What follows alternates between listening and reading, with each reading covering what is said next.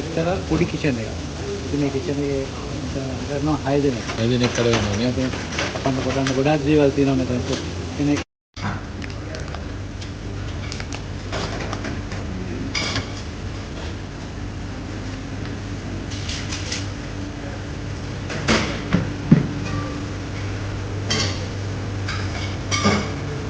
මල්ලි පුතත් වැඩේ කරනවා නේ.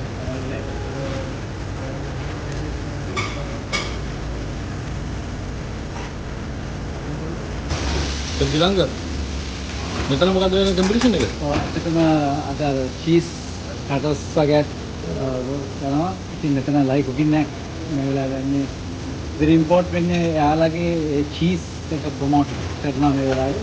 චීස් වර්ග කියලා තියෙනවා මෙතන 30ක් විතර. ඔව්. මේ ෂෙෆ්ලාට පුළුවන් කැමති චීස් එකක් යූස් කරන්න.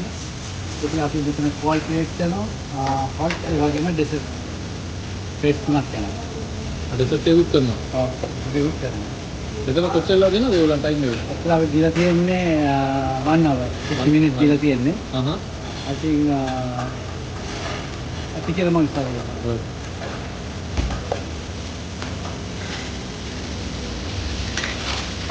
මේ ගොඩක් විශේෂලාවක් නේදවනේ. අන්තිම විනාඩි 5 වෙන්නද යන්නේ ඉතින්? මම අන්තිම විනාඩි 4ක් වගේ තමයි තාම. පහක් ඉවරයි නේ. ඔව්.